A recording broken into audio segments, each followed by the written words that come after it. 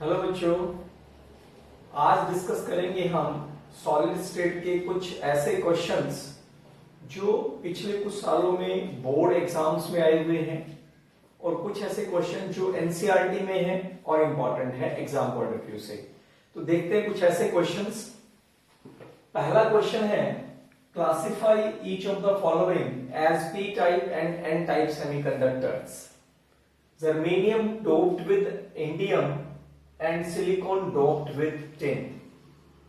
इसमें बच्चों कई बार कंफ्यूजन होता है, हमें एलिमेंट का ये पता नहीं होता कि वो 13th ग्रुप से बिलोंग कर रहा है या 15th ग्रुप से।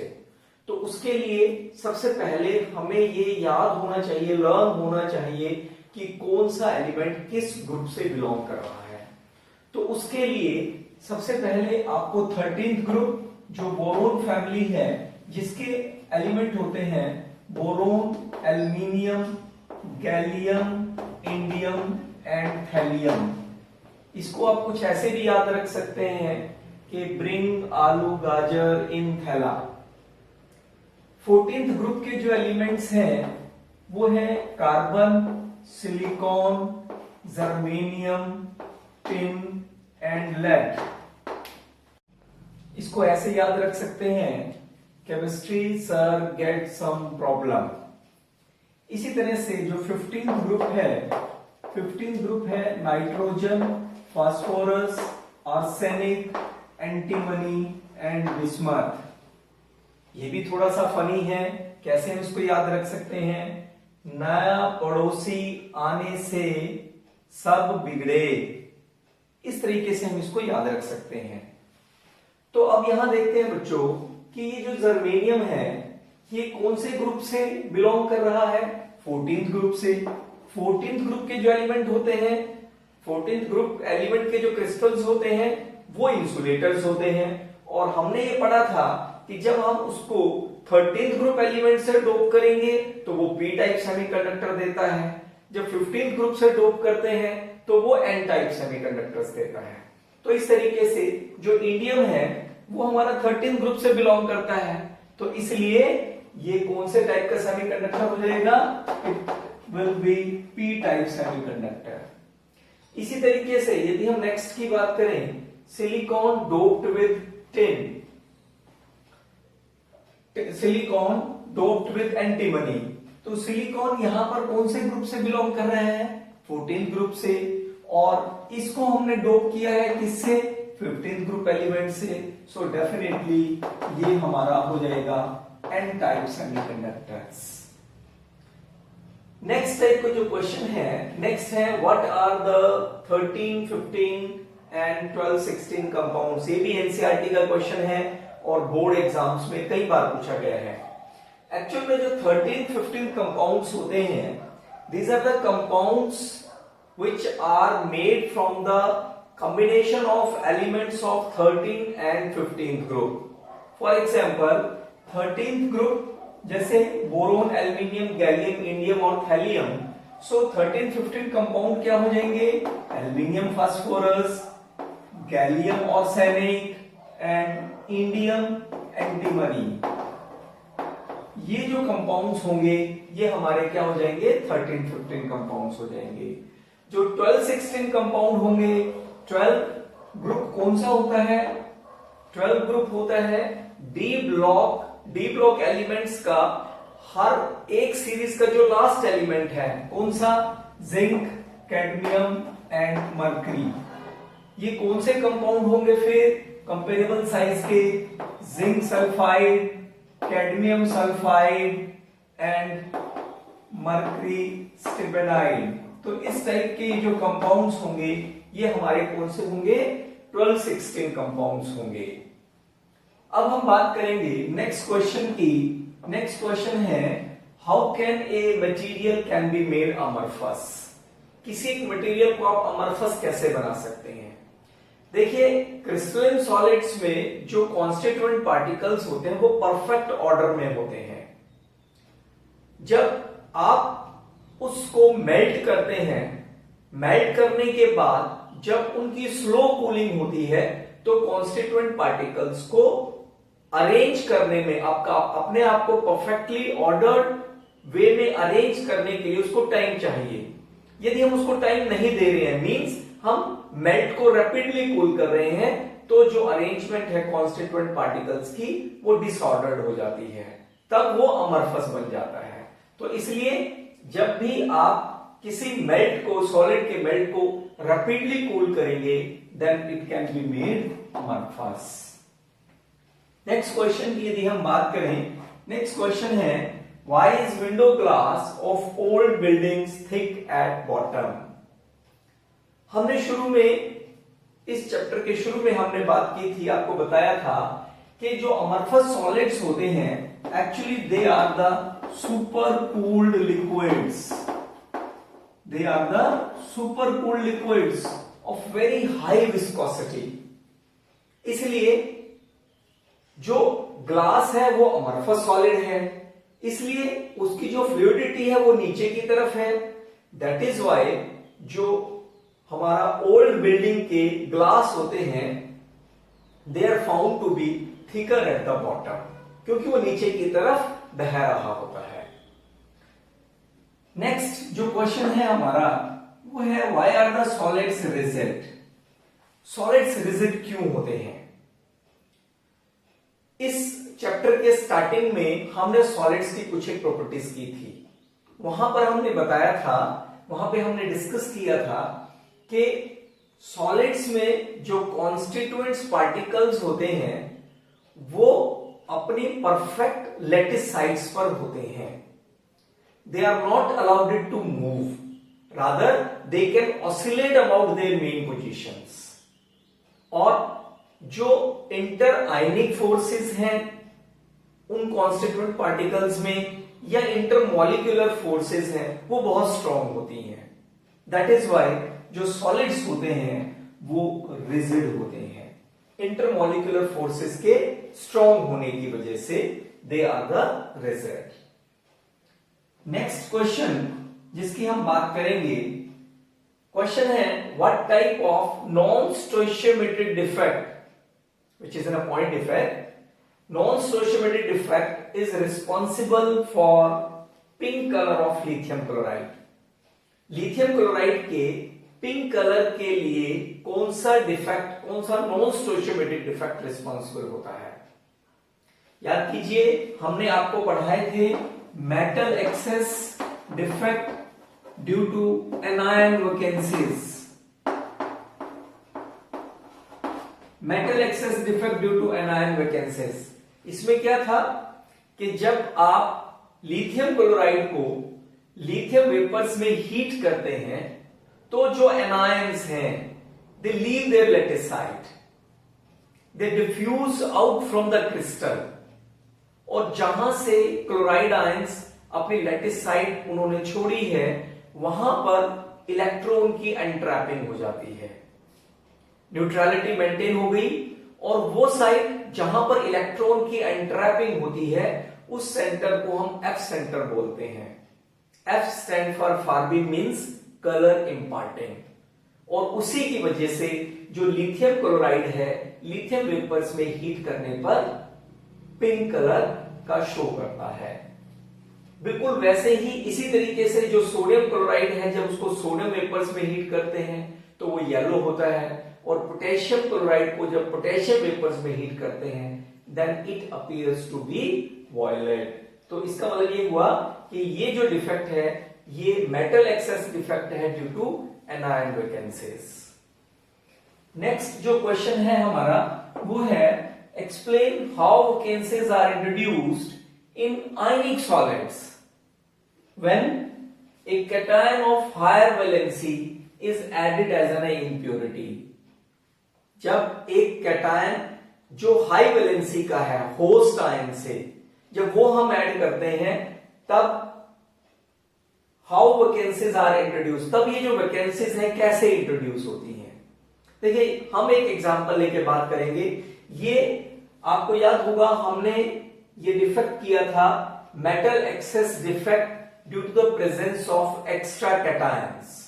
ये उस टाइप का डिफेक्ट है जब एक हाई वैलेंसी का मेटल आयन आप इंट्रोड्यूस कर रहे हैं। सपोज आप इंट्रोड्यूस कर रहे हैं इस टाइप का आयन, एक ऐसे क्रिस्टल में जिसमें जो मेटल आयन है वो साइड पर है 1+ M1+ आयन।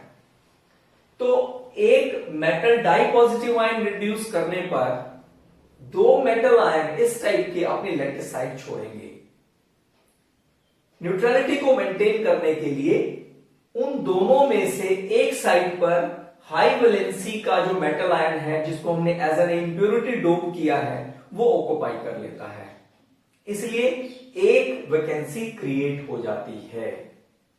इस तरीके से हाई वैलेंसी का इंप्योरिटी ऐड करने पर जो वैकेंसी है वो इंट्रोड्यूस हो जाती है। आइए देखेंगे अब इसी से रिलेटेड कुछ और क्वेश्चंस। कुछ और क्वेश्चन स्टडी करते हैं बच्चों। नेक्स्ट क्वेश्चन है, how does the electrical conductivity of metallic conductors very with temperature. आपको याद होगा हमने डिस्कस किया था कि in case of metals, in case of conductors, जो वैलेंस बैंड होते हैं और जो कंडक्शन बैंड होते हैं, दे overlap with each other so that the electron can easily move from valence to the conduction band.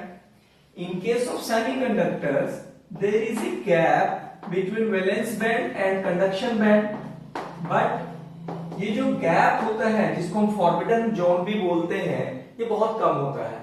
So temperature increase करने पर the electron can easily move from valence to the conduction band, but in case of insulators, the gap between the valence and conduction band is very large.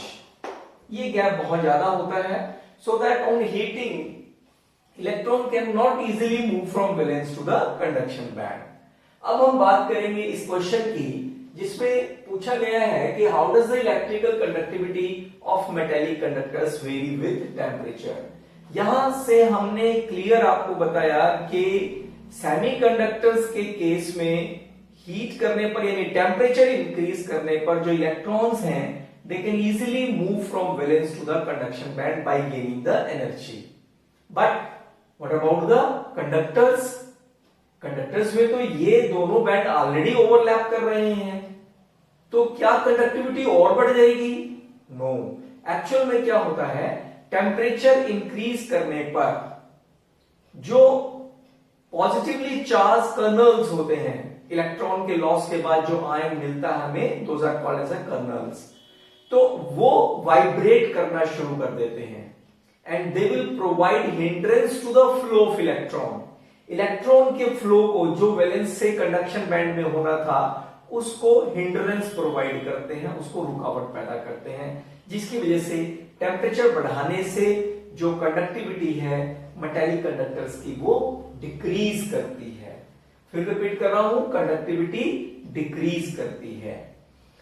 Next question यदि हम बात करें, next question है why fractal defects are not found in the alkali metals. Fractal defect alkali metals में क्यों observe नहीं होता है? ये फ्रैक्टल डिफेक्ट की हम डेफिनेशन थोड़ा सा रिमाइंड करें। फ्रैक्टल डिफेक्ट में क्या होता है कि ions are missing from their lattice site and occupy the nearby interstitial site।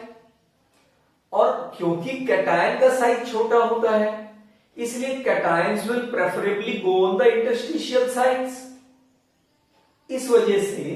लेकिन यहां पर क्या केस है, जो अल्कली मेटल्स हैं, अल्कली मेटल आयंस जो लार्ज साइज के होते हैं, यदि ये हमारे पास ये लैटिस साइट्स हैं, ये हमारा क्रिस्टल स्ट्रक्चर है, एक क्रिस्टल लैटिस है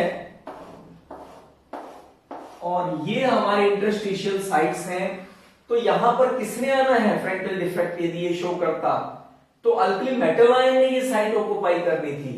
लेकिन अल्कली मेटल आयन का साइज तो बड़ा होता है, it can not occupy the interstitial site, that is why the fractal defect are not found in the alkali metals. Next question की यदि हम बात करें, नेक्स्ट क्वेश्चन है zinc oxide is white but it turns yellow on heating, how. Zinc oxide जो है वो white colour का होता है, बट जब हम इसको हीट करते हैं तो ये येलो कलर का अपीयर होता है। एक्चुअल में ये जो डिफेक्ट है ये है metal excess defect due to the presence of extra cations on the interstitial side type का। इसमें क्या होता है कि जब आप जिंक ऑक्साइड को हीट करते हैं then it loses oxygen and it gives oxidized into a zinc ion with the loss of electrons। अब ये जो जिंक आयन है, extra zinc ion, they will occupy the interstitial sites। Neutrality को maintain करने के लिए these electron will be entrapped nearby interstitial sites। ये साथ वाली साइड्स पर चले जाते हैं। अब न्यूट्रलिटी तो मेंटेन हो गई, but due to the entrapping of these electrons they will act as an F centres. इसी वजह से जो जिंक ऑक्साइड है वो हीट करने पर it appears to be yellow, इसलिए वो येलो कलर का हमें अपीयर होता है। लास्ट क्वेश्चन की हम बात करेंगे जो एनसीईआरटी का क्वेश्चन है, एक न्यूमेरिकल टाइप है। If a compound forms hexagonal close packed structure, what is the total number of voids in 0.5 mole of it? Total number of voids, hexagonal close packed structure है जो हमें दिया हुआ है 0.5 मोल, तो इसमें हमने टोटल नंबर ऑफ voids बतानी है। देखिए हम इसको कैसे सॉल्व कर सकते हैं। हमें जो कंपाउंड दिया है hexagonal close packed structure, 0.5 mole of hexagonal close packed structure have atoms। Total कितने एटम्स हो जाएंगे? आपको पता है एक मोल में एवोगैड्रो नंबर पार्टिकल्स होते हैं, तो 0.5 मोल में कितने हो जाएंगे? 0.5 इंटू 6.022 इंटू 10⁻23। इसको सॉल्व करें तो ये कितना हो जाएगा? 3.011 इंटू 10⁻23। इतने हमारे पास टोटल पार्टिकल्स हो गए। अब हमने क्या देखना है? हमने बताना है टोटल नंबर ऑफ वॉइड्स। जितने एटम्स किसी एक क्लोज पैक्ड स्ट्रक्चर में होते हैं उतनी ही नंबर ऑफ ऑक्टाहेड्रल वॉइड्स होती हैं, तो इसलिए नंबर ऑफ ऑक्टाहेड्रल वॉइड्स कितनी हो गई? नंबर ऑफ ऑक्टाहेड्रल वॉइड्स कितनी हो गई? जितने पार्टिकल्स हैं, यानी 3.011 इंटू 10⁻23। तो नंबर ऑफ टेट्राहेड्रल वॉइड्स कितनी होंगी? टेट्राहेड्रल वॉइड्स होती हैं ऑक्टाहेड्रल का जस्ट डबल, तो इसे 2 से मल्टीप्लाई करेंगे तो ये आ गया 6.022 इंटू 10⁻23। तो यहां से आप टोटल नंबर ऑफ वॉइड्स निकाल सकते हैं। तो उस हेक्सागोनल क्लोज पैक्ड स्ट्रक्चर में टोटल वॉइड्स कितनी हो गई? 9.033 इंटू 10⁻23। तो ये थे बच्चों इस सॉलिड स्टेट के कुछ कंसेप्चुअल क्वेश्चन जो पिछले कुछ एक बोर्ड एग्जाम्स में फ्रीक्वेंटली देखे गए हैं। इसके बाद हम लोग शुरुआत करेंगे एक नए चैप्टर की जिसका नाम है इलेक्ट्रोकेमिस्ट्री। Thank you.